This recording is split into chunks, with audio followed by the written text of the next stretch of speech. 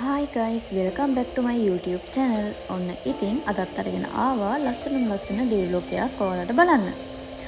මම ඉතින් උදෙන්ම නැගිටලා අහස දිහා බලාගෙන ටික වෙලාවක් ඉඳලා මට මේ ලැබුණු ජීවිතේට විශ්ව මාතාවට මේ විශ්වයට ස්තුතිවන්ත වෙලා මගේ දවස ලස්සනට පටන් ගත්තා. ඔව් ගොඩක් තියෙනවා. ඔව්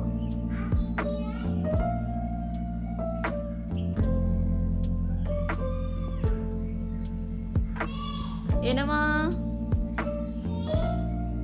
ඉන්නෙන්නා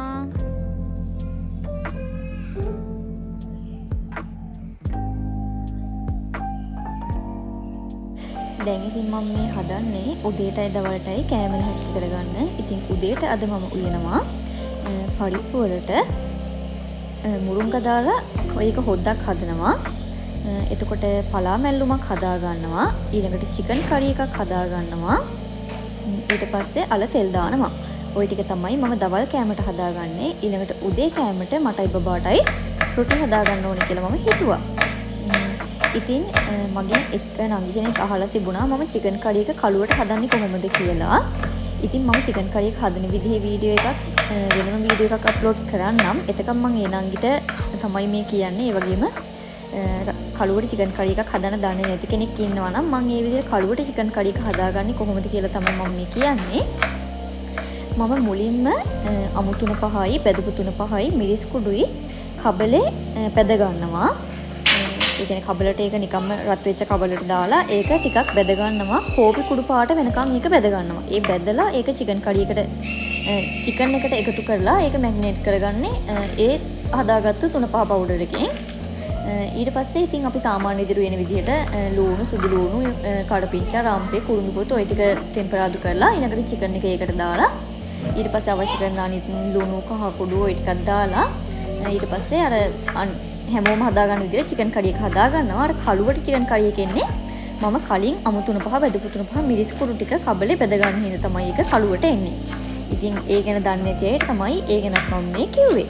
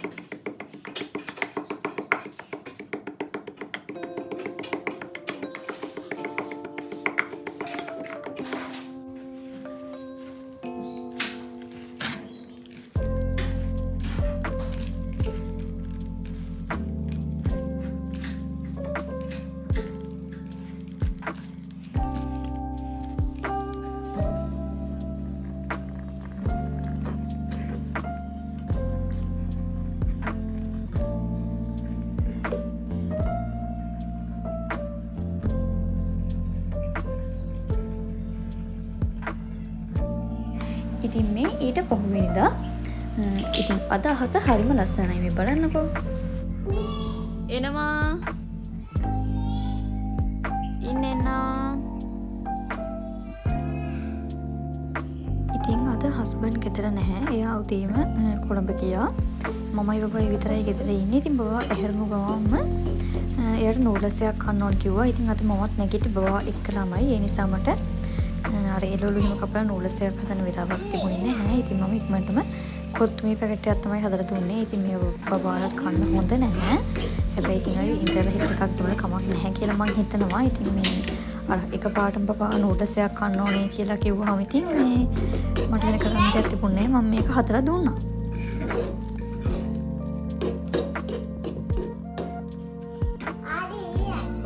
ඉතින් ඊයේ අපි ගෙවලඟ නැන්ද කෙනෙක් එයාලගේ ගහේ මුරුංගා හැදලා තියෙනවා කියලා අපිටත් මුරුංගා වගේක් කරලා දුන්නා. මට ඒකේ ෆ්‍රිජ් එකට දාන්න අමතක වුණා. ඉතින් දැන් මම මේක මේ විදිහට මේ කපලා බොක්ස් එකකට දාලා තියෙනවා. මම කලින් පොලින් ගෙනත් මුරුංගා වගේකුත් තිබුණා. ඉතින් ඒ නිසා මේ මුරුංගා සේරම අපිට සෑහෙන කාලයකට ඇති. ඊළඟට මම ආවා මෙතුළට මගේ මිරිස් පැල ටික බලන්න. ඉතින් මම ගෙදර මේ මිරිස් කොටන ගෙනාවු වේලිච්ච මිරිස් කඩලා දෙකට කඩලා මේ විදිහට පෝච්චියකට දැම්මා. ඒක තිබුණු ඇට ටික ඒ ටික දැන් හොඳට පැලවිලා පැල ගොඩාක් ඇවිල්ලා තියෙනවා. ඉතින් මම මේක ටිකක් ලොකු වුණාම මෙතනින් පැල 10ක් විතර අරගෙන ඒව පෝච්චි වල හිටවනවා. එතකොට ඉතින් අපිට මිරිස් ගෙදරින්ම කන්න පුළුවන් නේ. ඉතින් මේ මම නිකන් වේලවලට හරිම ආසයි ඇත්තටම. කඩලා මෙතන ඉතින් මේ පෙර ටික ගන්න මිතුලේ ඉඩ නැහැ වගා කරන්න. ඒ වගේම තමයි තියෙන ඉඩෙත් වගා කරන්න බෑ. මේ වහින කාලේට උල්දිය දානවා හොඳටම. ඉතින් ඒ නිසා පෝච්චි වල තමයි මේවා හිටවන්න වෙන්නේ. ඉතින් මම නිවිතිය වගේක් හදලා තිබුණු පෝච්චි එකට තමයි මිරිස් පැල් ටික දාලා තිබ්බේ. නිවිතියයි කහයි හදලා තිබුණු පෝච්චි එකට.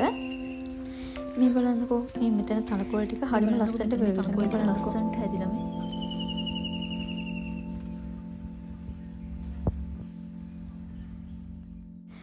ඉතින් මේ තියෙන්නේ මගේ ඉන්ඩෝර් ප්ලාන්ට්ස්. මම ඉන්ඩෝර් ප්ලාන්ට්ස් වලට ගොඩාක් ආසයි. හැබැයි ඉතින් මම ළඟ පැල ගොඩක් නැහැ. පැල 4-5ක් වගේ තමයි තියෙන්නේ. ඒවත් හරියට හැදෙන්නේ නැහැ ළමයි. මම දැකලා තියෙනවා සමහර අයගේ ඉන්ඩෝර් ප්ලාන්ට්ස් ගොඩාක් ලොකුට පොකුර වගේ හැදිලා තියෙනවා. හැබැයි ඉතින් මගේ හැම හැදෙන්නේ නැහැ. කොළ 1-2යි තියෙන්නේ හැම එකම. ඉතින් ඒ නිසා මම මේවා එළියෙන් තිබ්බා මේ එතකොටවත් හොඳට හැදිලා ඉදි කියලා බලන්න. හැබැයි ඉතින් එළියේ තිබ්බත් ඒවා හැම හැදිලා ආවේ නැහැ. තිබුණු විදිහම තමයි. දැන් ඉතින් මේ දවස්වල වැස්සට ඒවට මඩ එහෙම විසිලා පෝච්චි වලට මම හිතුවා මේ ටික හොදලා ආපහු ගේ ඇතුළට ගත්තොත් හොඳයි කියලා. හරි දැන් ඉතින් අපි නූඩ්ලස් එකත් කාලා වොෂ් එකක් එහෙම දාගෙන මේ ලෑස්ති වෙන්නේ ටවුන් එකට යන්න. මොකද මට මේ බබාටයි මටයි බඩුවගයක් ගන්න තියෙනවා. අනික අද සෙනසුරාදා අද පොළ දවස. ඉතින් අපිට පොළට යන්නත් ඕනේ. ඉතින් අපි දැන් ටවුන් එකට යන්න තමයි හදන්නේ. ඉතින් හස්බන්ඩ්ගේ උපන්දිනේ එනවා 21 වෙනිදා. මම එයාට ඇඳුමක් ගන්න තමයි ගියේ. මම එයාට ෂර්ට් එකක් ගත්තා. ඒක නම් මේ වීඩියෝ එකේ ඇඩ් කරලා නැහැ. ඊළඟට මට මේ ටී-ෂර්ට් එක ගත්තා. මොකද මං ගාව ට්‍රවුස් එකක් තියෙනවා. ඒකට හරියන විදිහේ ටී-ෂර්ට් එකක් මට ඕන කරලා තිබුණා. ඉතින් මේක තමයි ඒකට හරියන්නේ. ටී-ෂර්ට් එක අරගත්තා. ඊළඟට ගත්තා මෙන්න මේ නේල් පොලිෂ් එක. ඉතින් මේ දවස්වල මට නේල් පොලිෂ් පිස්සුවක් ඇදලා තියෙන්නේ. කොච්චර නේල් පොලිෂ් ගත්තත් මදි. එක පාටින් ගන්න හිතෙනවා. ඉතින් අතත් මේ විදිහේ නේල් පොලිෂ් එකක් අරගත්තා. මේකේ නම්බර් එක 39 වියානා බ්‍රෑන්ඩ් එක. ඊළඟට මටයි බබාටයි කුඩ දෙකක් ගත්තා. මොකද අපේ ගෙදර තියෙන්නේ අර ලොකු කුඩ. ඉතින් ඒවා හදිසියකට එක්කෙනෙකුට යන්න අරන් යන ලොකු වැඩි. ඒ නිසා මායි බබයි කුඩ දෙකක් ගත්තා. බබාගේ කුඩේ නම් මේකේ පෙන්නලා නැහැ. ඊළඟට මම ලිප් ලයින් එකක් ගත්තා. මම ළඟ තියෙන්නේ එක ලිප් ලයින් එකයි. ලිප්ස්ටික් ගොඩක් තියෙනවා. ලිප් ලයිනර්ස් එකයි තිබුණේ. ඉතින් මම ඒ හින්දා ලිප් ලයින් එකකුත් ගත්තා. මේකේ පාටත් අර නෙල් පොලිෂ් එකේ පාටටම මැච් වෙන විදිහ හරිම ලස්සන ලිප් ලයින් එකක් තමයි මේක. ඉතින් අද මම ගෙදර කිසිම වැඩක් කෙරුවේ නැහැ. මොකද හස්බන්ඩ් උදේ යන්න ලැස්ති වෙලා තමයි මාව ඇහැරුවේ. ඒ වෙලාවෙ ඉතින් හැරුණාට පස්සේ බබත් එක්කලා මුකුත් කරන්න මට හිතුනේ නැහැ. කම්මැලි හිතුණා. ඒ නිසාද මුකුත්ම කෙරුවේ නැහැ. ඉුවේත් නැහැ. ඉතින් අපි එනකම බත් එකක් කඩෙන් අරන් ආවා. පුතායි බත් එක බිම් බත් වල මේ බලන්නකො එකේ හැටි දැන්. ඉතින් අපේ ගෙවල් ළඟ නැන්ද කෙනෙක් රසලට කෑම හදනවා. එයා කෑම හදන පාර අයිනේ කුඩයක් හෙලගෙන එතන තියාගෙන ඒ කෑම විකුණනවා. ඉතින් මම ඉතින් තමයි කෑම කරගත්තේ. එයාගේ කෑම ඇත්තටම හරිම රසයි. ඉතින් මේ කෑම කන තමයි දැන් හදන්නේ. මොකද උදේ ඉඳන්ම මුකුත් හරියට කාලා නැති හින්දා හරිම බඩගින්නකින් තමයි ඉන්නේ. ඉතින් මේ අද මගේ යාළුවෙක් මට අවුරුදු 8කට විතර පස්සේ අද මගේ යාළුවෙක් හමු වෙලා පොළට ගිය වෙලාවේ එයාත් මාත් එක්කලා ආවා ගෙදර. ඇවිල්ලා දැන් ටිකකට කලින් තමයි එයා ආපහු ගියේ. ඉතින් මට ඒ නිසා ඒ වෙලාවේ වීඩියෝස් ගන්න අමතක වුණා. මොකද ඇත්තටම මේ තරම් සතුටුයි මට ඒ යාළුවව හම්බ වුණාට පස්සේ. මොකද ඉතින් අවුරුදු 8කට විතර පස්සේ යාළුවා හම්බ වුණේ. ඉතින් මට අද වීඩියෝ එකක් කරනවා කියලාත් අමතක වුණා. නැත්තම් ඉතින් එයත් එක්කත් ගත්තු වීඩියෝ සෙට් කරන්න තිබ්බා. ඉතින් මට ඇත්තටම වීඩියෝ කරන්න අමතක වුණා. හිටපු බඩගින්නේ හැටියට නම් ඇත්තටම මේක දිව්‍ය භෝජනයක් තරම් රසයි මේ වෙලාවේ මේ බත් එක.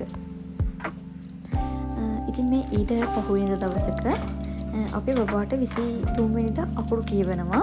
ඉතින් මම ඒකට ඕන කරන ගල් ලෑල්ල, ගල් කූර සහ පොත් ටික මට මේ පේජ් එකේ නම් මතක නැහැ ළමයි. බුක්ස් කෝන මේ තියෙන මේකේ. බුක්ස් කෝන කියන පේජ් එකෙන් ඕඩර් කරුවා. මේ ටිකට රුපියල් 1990ක් තමයි උනේ ඩෙලිවරි ෆ්‍රී.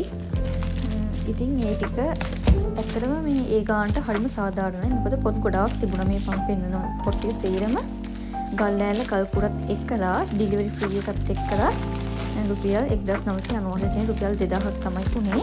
අනිත් ඒ තමයි මම මේක ඕඩර් කරුවේ 17 වෙනිදා. එතකොට සෙන්සුරාදා දවස් දෙක නිවාඩුයිනේ. ඉතින් සෙන්සුරාදා නිවාඩු වුණාට මට මේක මේ ඒ සෙන්සුවල ඉතින් සඳු දවස් 3 නිමාඩුවේ. ඒ දවස් 3ම නිමාඩු තිබිලත් මට සඳුට මේ පාර්සල් එක හම්බුණා. ඉතින් එයාලගේ මේ ඉක්මනටම ඩිලිවර් කෙරුවා මේක ඒගොල්ලෝ. ඇත්තටම ඉතින් ඒ පේජ් එකේ ඇත්තටම හොඳයි. ඒ හින්දා ඉතින් එච්චර ඉක්මනට මට මේ ටික හම්බ වෙන්න සැලැස්සුවේ. ඉතින් ඔයාලට ඔයාලගේ බබාලගේ අකුරු කියවන දේවල් හරි ඔයාලගේ බබාලට කතන්දර පොත් වගේ දේවල් හරි ඕනේ නම් ඒ පේජ් එකෙන් ඕඩර් කරන්න. ඇත්තටම මේ පේජ් එකේ හරිම හොඳයි. ඉතින් එහෙනම් අදට වීඩියෝ එක ඉවරයි ළමයි. ආයෙත් ඉක්මනටම ලස්සන වීඩියෝ එකක් අරගෙන එනකන් හැමෝම සතුටින් පරිස්සමින් ඉන්න. ගිහින් එන්නම්. බුත්සන්නයි. බයි.